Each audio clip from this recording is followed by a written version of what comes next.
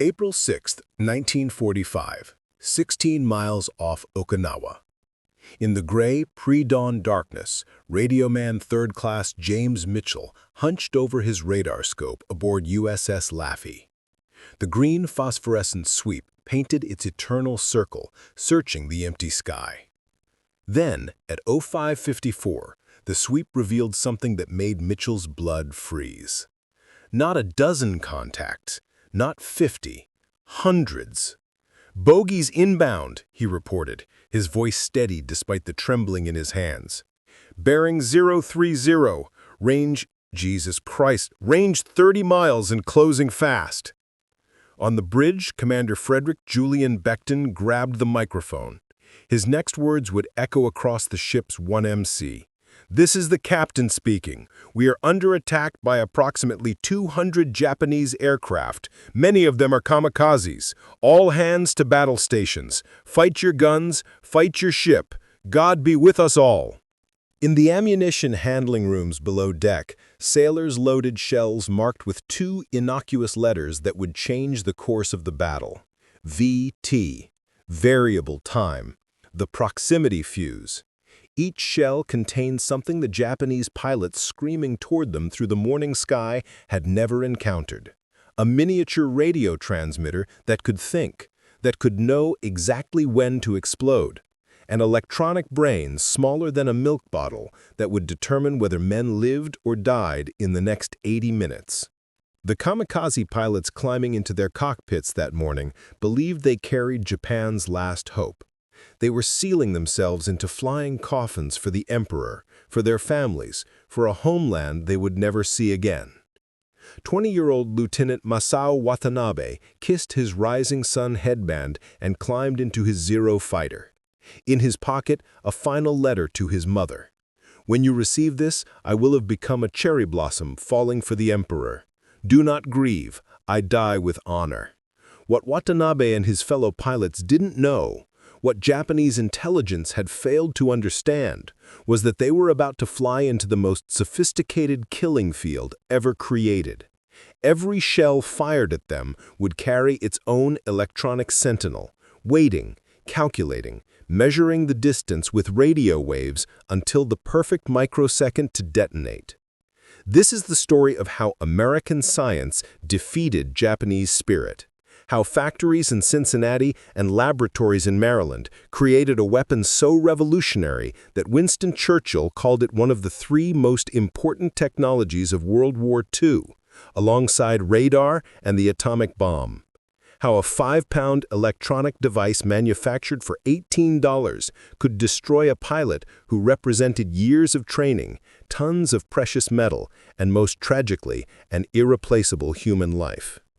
But more than that, this is the story of the moment when modern warfare changed forever, when electronic intelligence triumphed over human sacrifice, when technology proved, in the most terrible terms imaginable, that in the crucible of 20th century combat, machines that could think would always defeat men determined to die.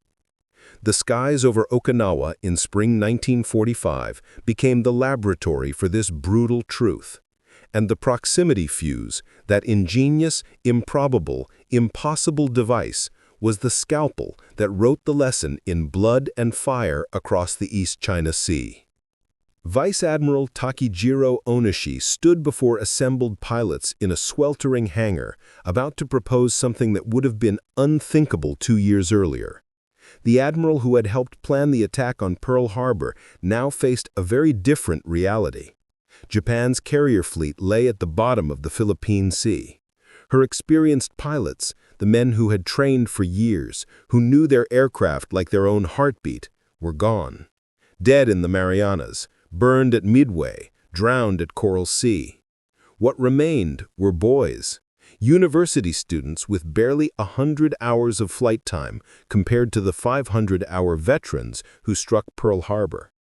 Kids who could barely land their aircraft expected now to face American fighter pilots with thousands of hours and aircraft that outperformed Japanese planes in almost every metric. Conventional attack tactics had collapsed into mathematical futility. Japanese aircraft achieved hit rates of just 2% against American ships. 2%. 98 bombs or torpedoes missed for every 2 that connected. The Americans called it throwing money into the sea. The Japanese called it suicide, and they meant it literally. So Onesi proposed making the suicide deliberate, organized, strategic. If one pilot crashes his aircraft into an enemy carrier, that carrier is removed from the war.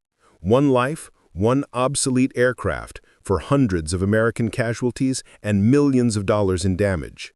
The mathematics are favorable. He was right, terrifyingly right. Early kamikaze attacks in the Philippines achieved success rates exceeding 34%, 17 times more effective than conventional bombing. A Zero fighter carrying a 250-kilogram bomb became a precision-guided weapon using the most sophisticated guidance system ever created: human judgment. The program acquired its name almost by accident. Kamikaze, divine wind, referencing typhoons that destroyed Mongol invasion fleets in 1274 and 1281. The implication was clear.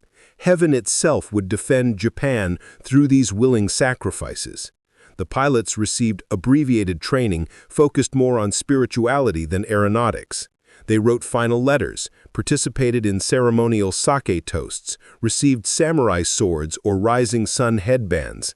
Many posed for final photographs in full flight gear, knowing these images would be the last their families saw. What they didn't receive was any understanding of what American technology was about to deploy against them. Halfway across the world, in the bureaucratic corridors of Washington, a different kind of weapon was taking shape. Not through martial tradition or spiritual preparation, but through something more mundane and infinitely more powerful: applied physics. The British had conceived it first, a shell that could detect its own proximity to aircraft and detonate automatically. No guessing range, no setting mechanical timers. The shell would simply know when to explode. British scientists had concluded it was theoretically possible, but practically impossible. The technical challenges were insurmountable. The Americans decided to try anyway. Dr. Merle Tuve of Johns Hopkins Applied Physics Laboratory received the assignment in September 1940: create a proximity fuse for anti-aircraft shells. The requirement seemed designed to ensure failure. The device had to survive acceleration forces of 20,000 times gravity during firing, function while spinning at 25,000 revolutions per minute, operate reliably from 100 degrees Fahrenheit to minus 50 degrees Fahrenheit, contain a complete miniaturized radio transmitter receiver, cost little enough for mass production, fit inside a standard shell nose, work perfectly every time, because failure meant dead sailors. The team had 18 months. The physics were elegant. A miniature radio transmitter would emit continuous waves. When these waves bounced off an aircraft, the Doppler shift would indicate proximity. At the optimum distance, about 70 feet from the target, the fuse would detonate the shell automatically, filling the sky with lethal steel fragments. The engineering was a nightmare. Consider the vacuum tubes.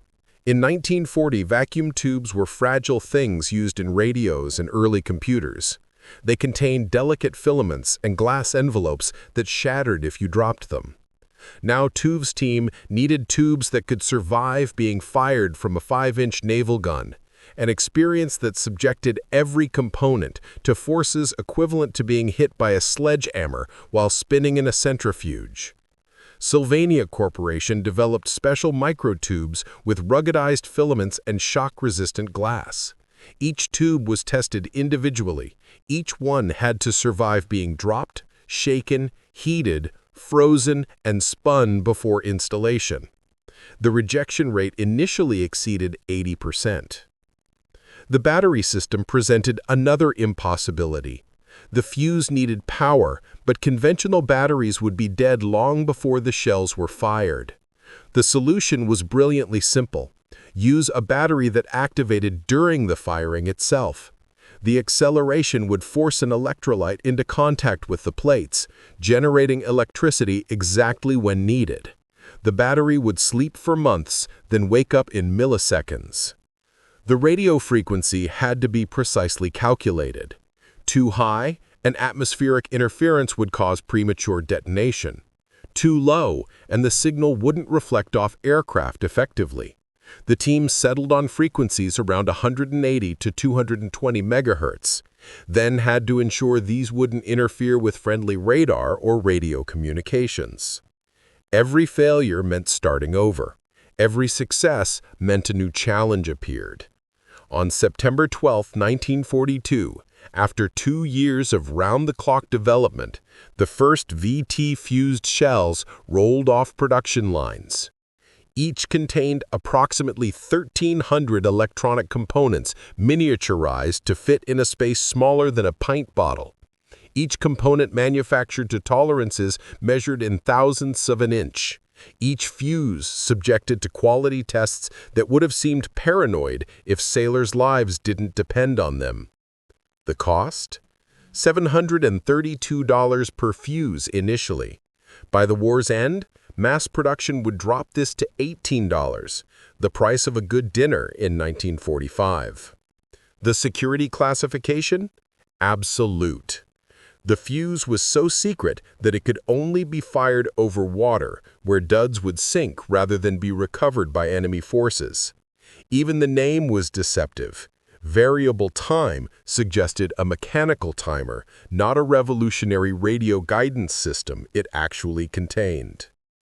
The British scientist who conceived the original concept visited American production facilities in 1943. He stood in a factory where 10,000 workers across 3 shifts, 7 days a week, manufactured the device his team had deemed impossible to build. "You magnificent bastards, you actually did it," he reportedly said. Lieutenant Red Cochran commanded the aft 5-inch battery aboard USS Helena, the same cruiser whose story would become legend. That morning, Japanese Aichi D-3A Val dive bombers approached her ship through heavy clouds. Cochran's crew loaded 3 shells marked VT. Experimental ammunition. Instructions simply said, "Fire normally, do not adjust fuses." The first shell missed. Standard practice. Get the range, then correct.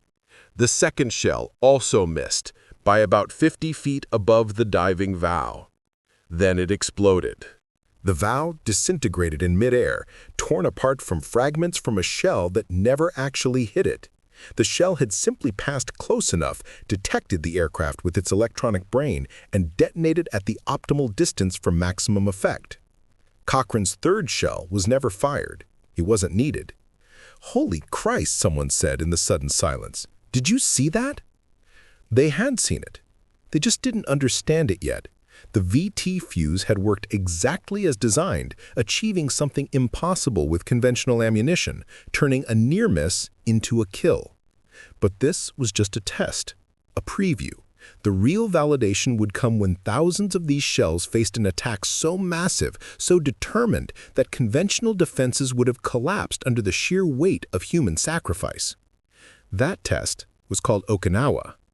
Okinawa was 350 miles from mainland Japan, close enough that American B-29s could strike the home islands with fighter escort, close enough that invasion fleets could stage for Operation Downfall, the planned conquest of Japan itself. The Japanese understood what Okinawa's fall would mean. They called it the doorstep to the imperial homeland. Losing it meant losing the war. So they prepared to defend it with everything they had left. And what they had left were aircraft and pilots trained to die. 110,000 American troops hit the beaches on April 1st, Easter Sunday. The landings were almost unopposed. The Japanese had learned from Iwo Jima that contesting beaches against American naval gunfire was futile. Instead, they withdrew inland into prepared positions, caves and tunnels that would turn the island into a 3-month abattoir. But the real battle wasn't on land. The real battle was happening 16 miles offshore, where 1,100 American warships formed Task Force 58 of the Fifth Fleet, the largest naval armada ever assembled in the Pacific Theater. Battleships, carriers, cruisers, destroyers, a floating city of steel and firepower representing everything America could bring to bear. The Japanese looked at this armada and saw targets. More precisely, they saw 1,300 opportunities for the divine wind to blow. Admiral Richmond Kelly Turner, commanding the amphibious forces, understood the mathematics perfectly. Intelligence estimated Japan had reserved approximately 10,000 aircraft for kamikaze operations. Not all of them would reach Okinawa. Fuel shortages, mechanical failures, and American fighters would take their toll, but even a fraction of 10,000 suicide planes could devastate the fleet. The Americans' defense plan relied on layers. Fighter patrols from carriers would intercept kamikazes far from the fleet. Radar picket destroyers positioned in a ring 16 miles out would provide early warning and absorb initial attacks. The main fleet would add concentrated anti-aircraft fire. Combat air patrols would be relentless. But everyone knew the kamikazes would get through. Some of them, maybe many of them. The question was whether the fleet could survive what got through. The answer depended on shells marked VT. By April 1945, 75% of all anti-aircraft ammunition in the Pacific carried proximity fuses. American factories were producing 70,000 fuses per day. Every destroyer, cruiser, and battleship at Okinawa carried thousands of VT-fused 5-inch shells as their primary defense. The Americans had created an electronic killing field. They just didn't know if it would be enough. On April 5th, Japanese planners finalized Operation Kikasui, floating chrysanthemum. 10 massive coordinated kamikaze attacks, each involving hundreds of aircraft. The goal wasn't to sink the entire American fleet. That was impossible. The goal was to make the invasion so costly, so bloody, that America would negotiate peace rather than invade Japan itself. April 6th would be Kikasui No. 1. The largest organized kamikaze attack in history, nearly 400 aircraft, more than half of them kamikaze, launched from airfields across Kyushu. Their targets? The radar picket destroyers that formed America's outer defensive ring. The pilots received their final briefings, kissed their headbands, boarded their aircraft for the last time. Many carried 1,000 stitch belts made by their mothers, white cloth with 1,000 red stitches, each stitch representing a prayer for the warrior's protection. The prayers wouldn't be enough.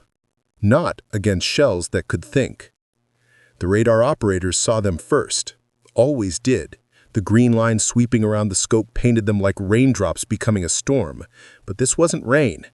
This was hundreds of Japanese aircraft approaching in waves, ready to die. USS Laffy occupied the most exposed position, Radar Picket Station No. 1, 16 miles north of the main fleet. She was there to scream a warning and die buying time for the bigger ships behind her. Commander Beckton and his crew of 336 men understood this perfectly. They'd volunteered anyway. At 0640, the first wave appeared on the horizon. Specks against the rising sun, growing larger. Beckton counted them as they came in. 1, 5, 10, 15. At 22, he stopped counting. "All guns, commence firing," Beckton ordered. His voice was calm, almost conversational, as if discussing the weather rather than ordering men to face their deaths. Laffy's 5-inch guns spoke first. The VT-fused shells climbed into the morning sky, trailing white smoke. At 12,000 yards, nearly 7 miles, the first shells reached the approaching kamikazes. Then they started exploding.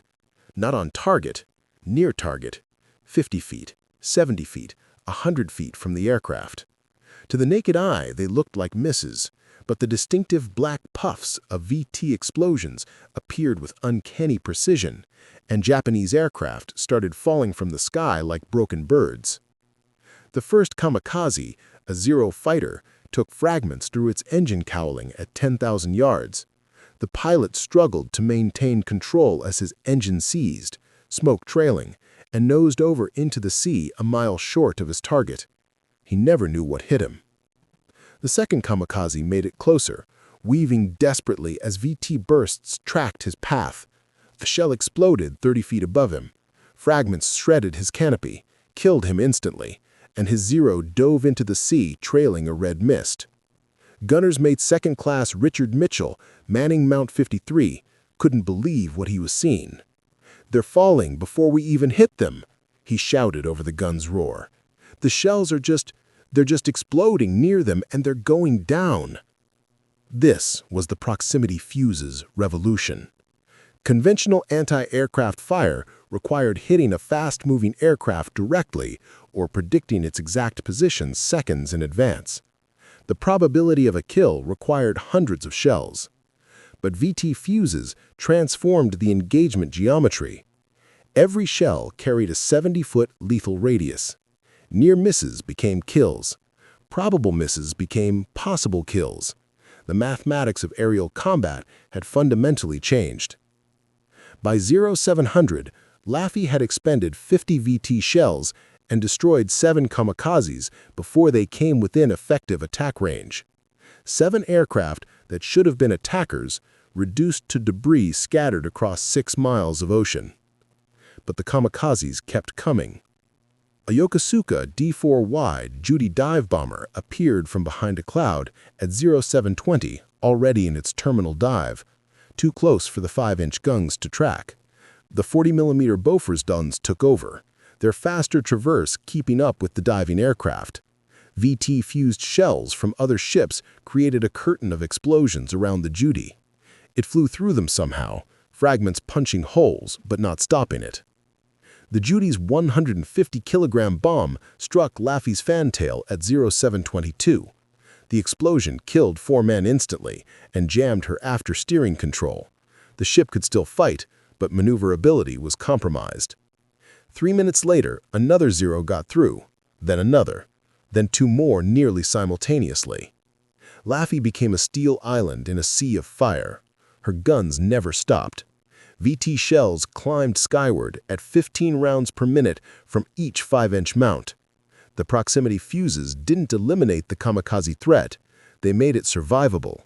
And survival meant killing attackers faster than they could kill you. Commander Beckton conned his wounded ship through the attack with remarkable calm. Left full rudder, steady, meet her. All guns, target bearing 090, fire when ready. His voice never rose above conversational volume, even as kamikazes screamed toward his bridge. The battle lasted 80 minutes.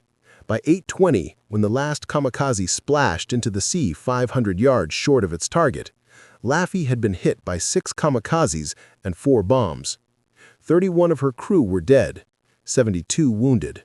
Her superstructure resembled a shredded tin can. Fires burned from bow to stern. She was still afloat. Her gunners had fired 345 rounds of VT ammunition.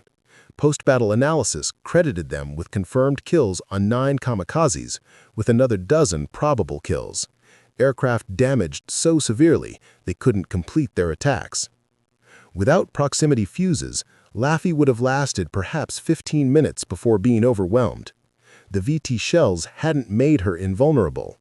They'd made her able to fight long enough to survive. As damage control parties fought fires and tended wounded, Commander Beckton surveyed his shattered ship. His next words entered Navy legend. "I think we're going to make it." Laffy was towed to safety, repaired, and returned to service. She survived the war. 31 of her crew did not, but 305 did, because of electronic brains and shells that knew when to explode. 20-year-old Flight Petty Officer Masau Watanab felt calm as his Zero approached the American fleet. The ritual prayers, the farewell letters, the final sake toast, all these had prepared him for this moment. He was ready to die. That readiness was his weapon. He flew in formation with 11 other Zeros, each pilot sealed into a one-way journey. Below them, The East China Sea sparkled blue and innocent.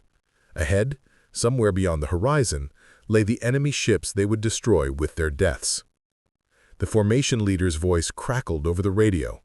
"Enemy fleet, bearing 090, 20 kilometers. Maintain formation. Remember your training. Choose your targets wisely. The Emperor watches you. Your families honor you. Tenno Haika Bonsai." "Bonsai," Watanabe responded with the others. "Long live the Emperor." It was the last thing many of them would say.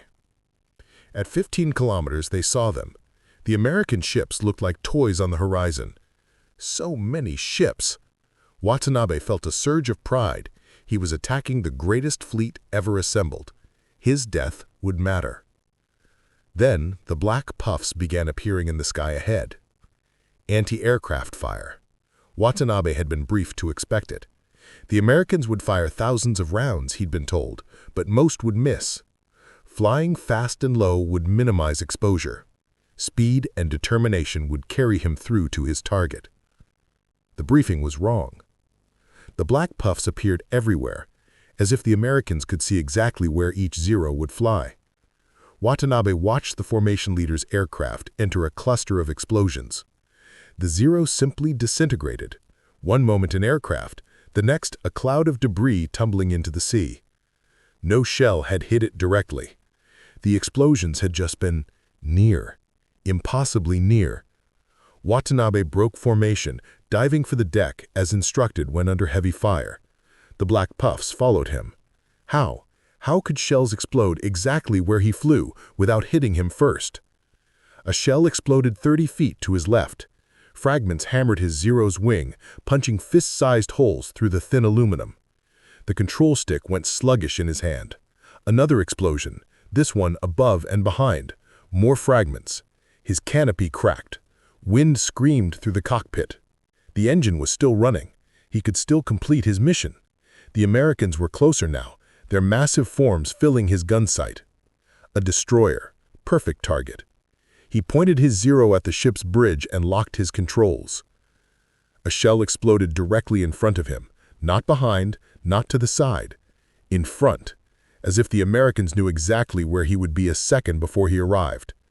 His propellers shattered. Fragments tore through his engine. Oil sprayed across his windscreen, and then flames. Watanabe's Zero nosed over and struck the sea at 200 knots. He died believing American gunners possessed supernatural accuracy, never understanding that the shells themselves could think, that electronics, not marksmanship, had killed him, that he'd flown into the future and lost to a weapon his commanders had never imagined. On USS Hugh W. Hadley, stationed at Radar Picket Station number 15, gunner's mate First Class Robert Johnson watched his 5-inch gun's automatic loader feed another VT shell into the breach. Load, fire, eject, load. 15 rounds per minute, each shell climbing skyward with its electronic sentinel. Johnson had fired conventional ammunition at kamikazis before. It was like shooting at flies with a rifle, possible, but improbable. You estimated the aircraft's speed, altitude, and angle of attack. Set the fuse timer for the predicted interception point. Fired. Hoped. Usually missed. With VT shells, you just pointed and fired. The shell did the rest. Near misses became kills. Desperation shooting became effective defensive fire. It felt like cheating. Target bearing 270, the fire control director called. Range 8,000 yards, closing fast. Johnson's gun trained smoothly to the bearing. The automatic loader slammed another VT shell home. The gun fired, recoiled. The spent casing clanged into the collection bin, already glowing red-hot from sustained firing. 8 seconds later, a black puff appeared in the sky where the kamikaze had been. The aircraft fell in pieces, its pilot dead before he knew he was under fire. Target destroyed, Johnson reported. Then, without pause, next target. There was always a next target. The Japanese had one answer to American defensive technology, though they didn't realize it was an answer to anything specific. The Yokosuka MYXY-7 Oka, Cherry Blossom, was a piloted flying bomb designed to be unstoppable. By June, the pattern was clear to both sides. The kamikazes continued attacking because Japan had no other options. The Americans continued defending because they could, and the mathematics of proximity fuses made their defense sustainable. Consider USS William D. Porter, sunk on June 10th. She fought off 15 kamikazes successfully, destroying 11 with proximity-fused fire before her VT ammunition ran low. The 12th through 15th kamikazes faced increasingly conventional defensive fire. One got through, crashed near her stern, and the subsequent underwater explosion, probably a bomb, broke her keel. 87 crew members died. The survivors credited proximity fuses with the reason any of them lived. Those first 11 kills, achieved with VT ammunition, had prevented overwhelming early attacks that would have sunk the ship in minutes rather than hours. The destroyer USS Callahan, sunk on July 29th in the war's final days, told a similar story. She destroyed 19 kamikazes with proximity-fused fire before ammunition exhaustion and sheer numbers overwhelmed her. 19 kills for a destroyer was unprecedented, impossible with conventional ammunition. But what struck American commanders was this: ships equipped with adequate VT ammunition almost always survived. Ships that exhausted their proximity-fused shells often didn't. The conclusion was inescapable. Proximity fuses weren't just more effective anti-aircraft ammunition, they were the difference between victory and defeat in the kamikaze war. American planners preparing Operation Downfall, the invasion of Japan scheduled for November 1945, faced a simple question. Could the fleet survive the kamikaze attacks they knew were coming? Intelligence estimated Japan had reserved 10,000 aircraft for homeland defense. Most would be used as kamikazes.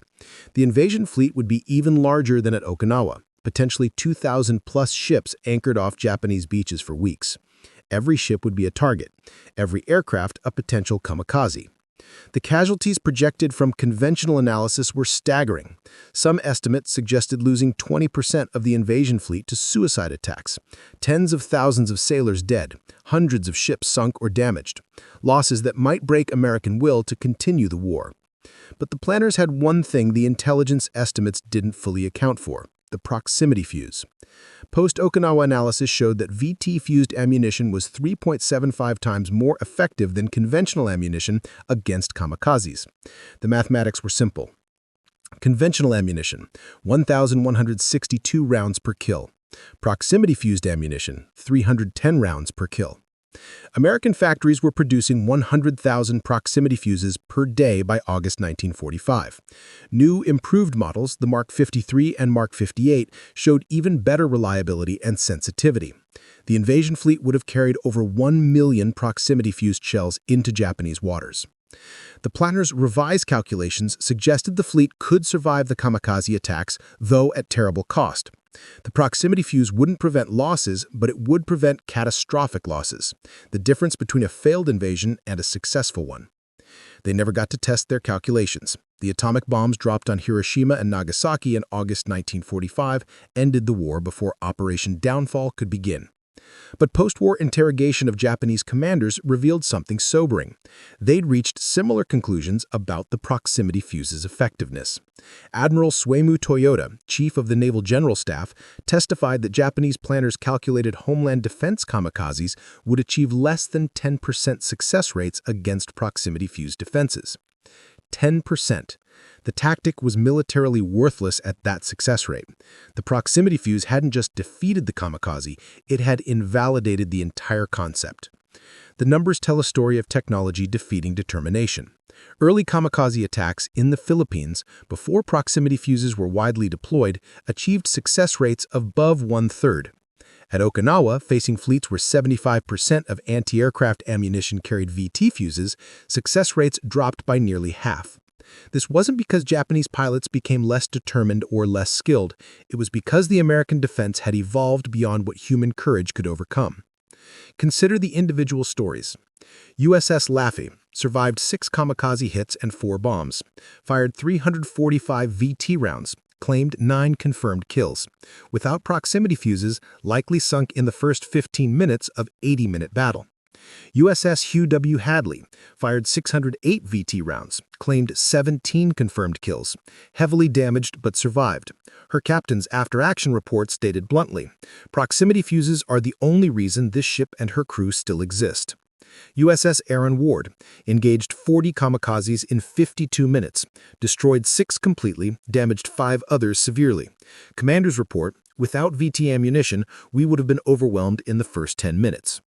The pattern repeated across the fleet. Ships with adequate proximity-fused ammunition had approximately 3 times the survival rate of ships relying primarily on conventional ammunition. The factory floor resembled a miniature city. Assembly lines stretched hundreds of feet, each station performing one precise operation. Here, vacuum tubes were tested for shock resistance, dropped from height, spun in centrifuges, subjected to temperature extremes. Rejection rate? Still 30%, even after 2 years of manufacturing improvements. Every tube that failed testing went into scrap bins to be recycled. No compromises. Sailors' lives depended on these tubes surviving 20,000 G-forces. Next station, battery assembly. The elegant solution to powering the fuse, a battery that activated during firing. Required precision manufacturing.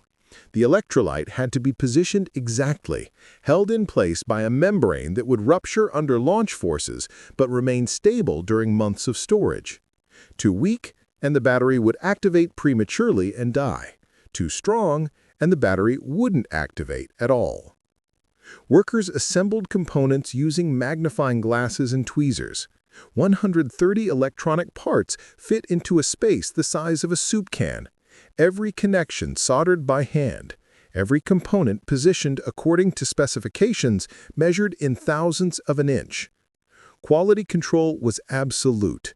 Each completed fuse underwent testing that would destroy it if there were any flaw. Shake tests, temperature cycling.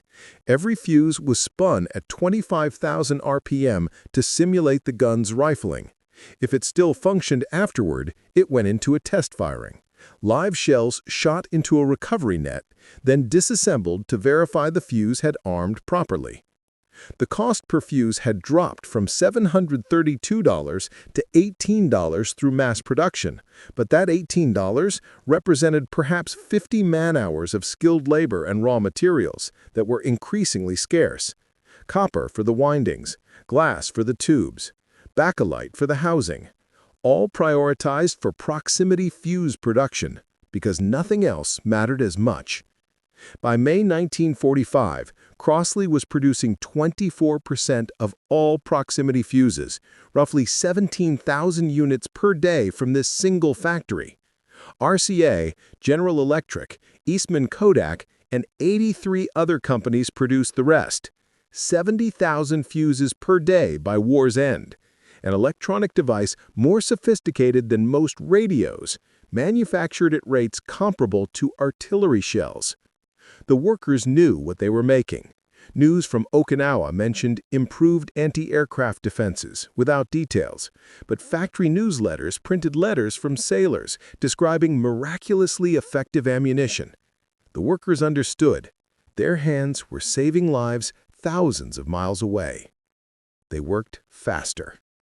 Vice Admiral Matome Ugaki commanded the 5th Air Fleet, what remained of it.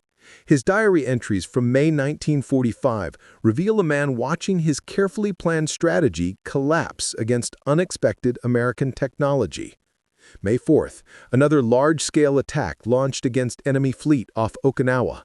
Results disappointing. Our pilots report extraordinary effectiveness of enemy anti-aircraft fire. Shells explode with impossible accuracy, as if guided to their targets. Success rate has fallen to approximately 20% compared to 34% in Philippines operations. Must investigate enemy developments. Japanese naval intelligence had captured reports about new American ammunition from German sources. Technical documentation described radio-equipped shells, though details were vague and seemed improbable. How could electronic components survive gun launch? How could power be generated? The Germans themselves had abandoned proximity fuse development as technically impossible. But the evidence from returning pilots, those few who returned, was undeniable. American ships were destroying kamikazes at ranges previously considered safe. Shells exploded near aircraft without direct hits. The distinctive black puffs of American VT explosions appeared with uncanny precision. May 11th, massive attack today achieved limited results at catastrophic cost. Over 150 aircraft lost from minor damage to enemy fleet. Pilots report flying through walls of explosions. The Americans have developed shells that see our aircraft. Conventional attack approach patterns are obsolete. What could Ugaki do? Japanese industry, devastated by strategic bombing and resource shortages, couldn't develop counter-technology. The precision manufacturing required for proximity fuses was beyond Japan's capability even before the war. Now, with factories bombed and raw materials scarce, it was impossible. The only option was tactical adaptation. New orders went to kamikaze units. Approach at maximum altitude, then dive vertically onto targets. This would minimize time exposed to anti-aircraft fire, though it would also make accurate targeting nearly impossible. The adaptation failed. High-altitude approaches gave radar operators more warning time. Vertical dives made aircraft easier to track. And proximity fuses worked just as well against diving aircraft as level flyers. The shell simply had to pass within lethal radius, regardless of the target's vector. Commander Tadashi Nakajima, who helped establish the kamikaze program, later admitted, "We believed that spiritual power could overcome material disadvantage. The proximity fuse proved us catastrophically wrong. Our pilots died brave deaths that achieved nothing because American technology had evolved beyond our understanding. We were fighting the last war. They were fighting the next one." By June, the pattern was clear to both sides. The kamikazes continued attacking because Japan had no other options. The Americans continued defending because they could, and the mathematics of proximity fuses made their defense sustainable. Consider USS William D. Porter, sunk on June 10th. She fought off 15 kamikazes successfully, destroying 11 with proximity-fused fire before her VT ammunition ran low. The 12th through 15th kamikazes faced increasingly conventional defensive fire. One got through, crashed near her stern, and the subsequent underwater explosion, probably a bomb, broke her keel. 87 crew members died. The survivors credited proximity fuses with the reason any of them lived. Those first 11 kills, achieved with VT ammunition, had prevented overwhelming early attacks that would have sunk the ship in minutes rather than hours. The destroyer USS Callahan, sunk on July 29th in the war's final days, told a similar story. She destroyed 19 kamikazes with proximity-fused fire before ammunition exhaustion and sheer numbers overwhelmed her. 19 kills for a destroyer was unprecedented, impossible with conventional ammunition. But what struck American commanders was this: ships equipped with adequate VT ammunition almost always survived. Ships that exhausted their proximity-fused shells often didn't. The conclusion was inescapable.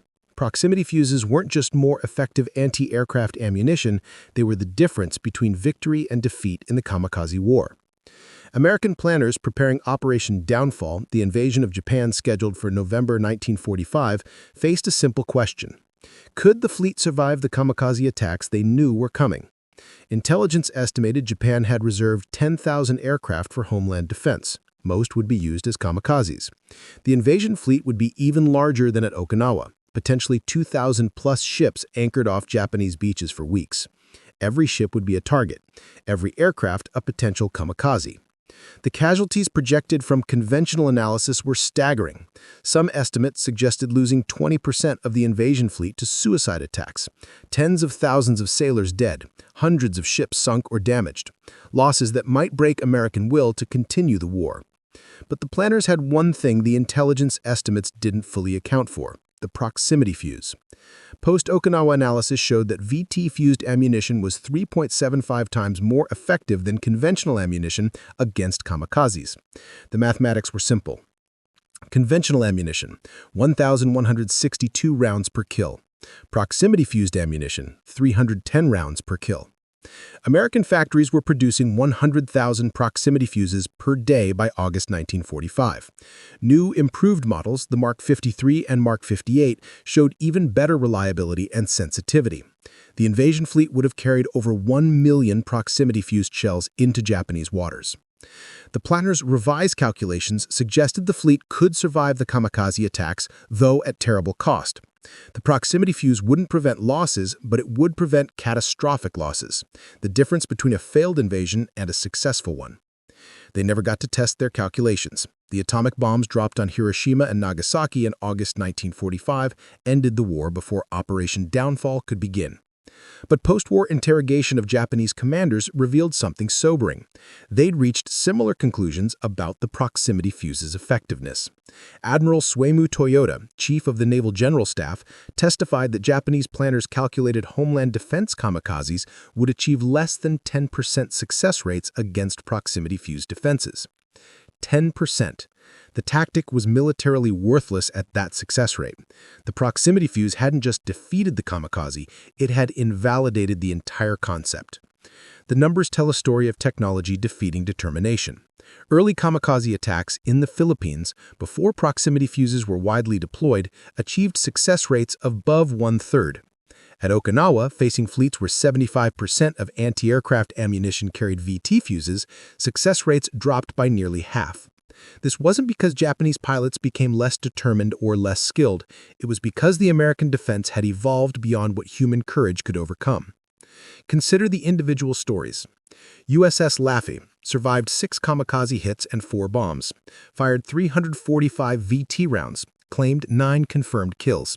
Without proximity fuses, likely sunk in the first 15 minutes of 80-minute battle. USS Hugh W. Hadley fired 608 VT rounds, claimed 17 confirmed kills, heavily damaged but survived. Her captain's after-action report stated bluntly, "Proximity fuses are the only reason this ship and her crew still exist." USS Aaron Ward engaged 40 kamikazes in 52 minutes, destroyed 6 completely, damaged 5 others severely. Commander's report, "Without VT ammunition, we would have been overwhelmed in the first 10 minutes." The pattern repeated across the fleet. Ships with adequate proximity-fused ammunition had approximately 3 times the survival rate of ships relying primarily on conventional ammunition. The Japanese pilots, brave young men, sacrificed to a lost cause, died in a new kind of warfare they couldn't understand. They'd trained to defeat American gunners, human opponents making human errors. Instead, they faced electronic opponents that didn't miss, didn't panic, and didn't make mistakes. Their sacrifice achieved tactical damage, but failed strategically. The invasion fleet survived intact enough to support the ground campaign. The kamikaze threat remained terrible, but was bearable because of shells that could think. Paul Allen's research vessel, RV Petrel, located USS Helena in 2018, the same cruiser that fired the first proximity-fused shell in combat back in January 1943. Her hull number, CL-50, was still visible on the rusting stern. Her turrets remained trained out, ready to fire even 75 years after she sank. The discovery brought closure to surviving crew members, but it also served as a reminder. The proximity fuse revolution began with one ship, one gun crew, one shot that turned a near miss into a kill. From that single test firing to the defense of Okinawa took barely 2 years. In those 2 years, American industry produced 22 million proximity fuses. The technology evolved from experimental to standard. The tactic evolved from curiosity to doctrine. The proximity fuse influenced military technology for generations. Modern anti-aircraft missiles use proximity fusing descended from the VT fuse. The Phalanx CWIS, protecting today's warships, operates on principles pioneered in the defense against kamikazes. The entire concept of smart munitions, weapons that can think for themselves, traces its lineage directly to Dr. Merle Tuve's team at Hopkins University in 1940. But the deeper legacy is philosophical. The proximity fuse versus kamikaze comparison embodied 2 fundamentally different approaches to warfare. Japan, human sacrifice as weapon. Spiritual determination, overcoming material disadvantage. Victory through willingness to die. America, technological superiority preserving life. Electronic intelligence defeating human guidance. Victory through superior equipment and industrial capacity. The Pacific War proved which philosophy would dominate 20th century warfare. The proximity fuse became the symbol of that proof, a 5-pound electronic device that defeated young men willing to die for their cause. The kamikaze pilots weren't cowards. They were some of the bravest warriors in history, confronting their own deaths with clear eyes and steady hands. But courage wasn't enough. In the electronic age, all the determination in the world couldn't overcome shells that knew when to explode. The proximity fuse project cost approximately $1 billion in 1940s currency, roughly $15 billion today. The United States government considered this one of the best investments of the war. Why? The mathematics are simple. Average destroyer cost, $6 million, 1945.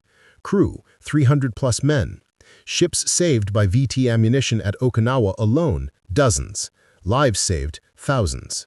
The proximity fuse paid for itself many times over in prevented losses alone, but the strategic value was even greater. It made the planned invasion of Japan feasible by solving the kamikaze threat. Secretary of the Navy James Forrestal summarized it best: "The proximity fuse has helped blaze the trail to Japan. Without the protection this ingenious device has given the surface ships of the fleet, our westward push could not have been so swift, and the cost in men and ships would have been immeasurably greater." Admiral A.B., who survived kamikaze attacks while serving as Admiral Mitchell's chief of staff, reflected in 1978, "Those fuses knocked down enemy planes by the dozens. Had it not been for those fuses, our ship losses and casualties in the last half of the war would have been enormously larger." The British scientists who conceived the original proximity fuse concept but deemed it impossible to build visited American factories in 1944. They watched 10,000 workers mass-producing the device their team had abandoned as technically unfeasible. The American industrial capacity that made this possible, the organizational skill, manufacturing precision, and scientific expertise mobilized for war would define the post-war world order. The human cost transcends statistics. On the American side, 4,907 sailors died at Okinawa despite proximity fuses. The technology wasn't perfect. Kamikazes got through. Ships sank. Men died. But the sailors who survived, tens of thousands of them, owed their lives to electronic components manufactured by workers they'd never meet, designed by scientists whose names they'd never know, all working to create a weapon that could think. On the Japanese side, roughly 2,000 pilots died in organized kamikaze attacks at Okinawa. Young men, most in their early 20s, some teenagers, university students who should have been reading literature and philosophy, instead diving aircraft into ships. Their final letters home speak of duty, honor, and resignation. Few mentioned victory. By May 1945, most knew they were dying for a lost cause. What the letters rarely mention is the terror of facing proximity fuses, the impossible accuracy of shells exploding exactly where aircraft flew, the sense that American defenses could see the future, could know precisely where to place lethal fire, the dawning understanding that courage and determination meant nothing against technology they couldn't comprehend. Flight Petty Officer Hichizo Hayashi, aged 23, wrote his last letter on May 10, 1945. "Mother, I fly tomorrow against the American fleet. We have been told we will achieve great victories, but I have spoken with pilots who returned from earlier attacks. They describe American fire unlike anything we imagined. I do my duty and accept my fate, but I wonder if our commanders truly understand what we face." Hayashi died the next day, May 11th, likely shot down by proximity-fused fire from USS Hugh W. Hadley or Evans. His mother received the letter 3 weeks later, after Japan's surrender. She kept it until her own death in 1987, never remarrying, never forgetting the son who died at age 23, fighting a weapon he couldn't understand. These stories multiplied across 2,000 pilots, each one a life with hopes, fears, families, futures. Each one ended by technology that made human guidance obsolete. The proximity fuse proved that in modern warfare, the side that can build better weapons wins, regardless of the other side's courage. This is a hard truth, but truth nonetheless. The kamikaze pilots were heroes by any traditional measure, volunteers facing certain death for their nation. But heroism couldn't defeat electronics. Today, every military in the world uses proximity-fused ammunition as standard. Artillery shells, anti-aircraft missiles, even naval mines use the same principle, a weapon that knows when to detonate without human guidance. The concept pioneered in 1940 by Dr. Merle Teague's team has become so ubiquitous that we take it for granted. Modern warfare descended directly from the lessons learned over Okinawa in 1945. Smart munitions, precision guidance, electronic intelligence. These aren't innovations. They're refinements of principles proven when shells learn to think. The Aegis combat system protecting today's warships can track hundreds of targets simultaneously and engage them with missiles that have their own onboard computers. The chain of technological evolution runs straight from the VT fuse to these modern marvels. Each weapon smarter, more capable, more autonomous than its predecessor. We live in the world the proximity fuse created, a world where technology matters more than courage, where industrial capacity determines military effectiveness, where nations invest billions in smart weapons because the alternative is losing wars to nations that do. The kamikaze pilots who died at Okinawa faced the future and lost to it. Their sacrifice, while brave, was rendered obsolete by electronics that could make decisions in microseconds. That's the cruel truth of technological warfare. Courage means less with each passing year, replaced by manufacturing precision and electronic sophistication. When Americans remember Okinawa, they remember the sailors who survived hell. When Japanese remember Okinawa, they remember the pilots who didn't return. Both memories are valid, both pain real. But the lesson of the proximity fuse is universal. In modern war, technology trumps sacrifice every time. The side that can think better, build better, and deploy better weapons wins regardless of the other side's determination. The young men who died in 1945, American sailors and Japanese pilots alike, would barely recognize warfare today. Drones strike targets thousands of miles from their operators. Missiles choose their own targets. Naval guns fire shells that adjust course mid-flight. But they would recognize the principle that victory belongs to those who make their weapons smarter. That was proven in the skies over Okinawa when electronic brains defeated human pilots, when mathematics defeated courage, when the future arrived and changed warfare forever. The last kamikaze of the morning attack splashed into the sea 500 yards from USS Laffy. Commander Beckton surveyed his burning, shattered, miraculously afloat ship.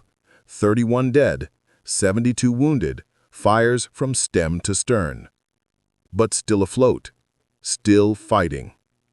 In the ammunition handling room, sailors reloaded the 5-inch guns with shells marked VT, the electronic brains that had kept them alive through 80 minutes of hell. Each shell containing 130 components, manufactured by workers in Cincinnati who would never know the men they saved. Science and industry weaponized to preserve life rather than destroy it. On the bridge, Beckton spoke into the microphone, his voice transmitted throughout his wounded ship. This is the captain. Well done. Casualties to sickbay. Damage control parties stay alert. We're not out of this yet. But men, look around you. We're still here. That's victory enough for today. In the gun mounts, exhausted gunners reloaded their weapons and waited for the next attack. They didn't understand the physics that made their shells so deadly. They didn't need to. They just knew that the ammunition marked VT kept turning near misses into kills, turning suicide attacks into splashes, turning death into life. That was enough. The proximity fuse had done its job, transforming American defensive fire from desperate guesswork into mathematical certainty, making the kamikaze threat survivable, proving that electronics could defeat fanaticism, that technology could triumph over sacrifice, that smart weapons would define modern warfare forever. The divine wind had blown against the electronic wall and broken upon it. Courage had met technology and lost. The future had arrived in the skies over Okinawa, carried in shells that weighed 5 pounds and could think for themselves. And nothing would ever be the same. The proximity fuse remained classified until after the war. The full extent of its development and effectiveness wasn't revealed until the 1950s. Today, it's recognized as one of the 3 most important technologies of World War II, alongside radar and the atomic bomb. The 22 million fuses produced during the war represent one of history's greatest industrial and scientific achievements. A device deemed impossible that was not only built but mass-produced to save thousands of lives. The kamikaze pilots who died facing this technology deserve remembrance not as foolish fanatics, but as brave young men sacrificed to a strategy that technology had rendered obsolete. Their courage was real. Their sacrifice was real. That it achieved less than their commanders hoped wasn't their failure. It was the consequence of fighting an enemy that had learned to make shells think. War belongs to those who build better weapons. That's the hard truth the proximity fuse proved in the spring of 1945. It remains true today.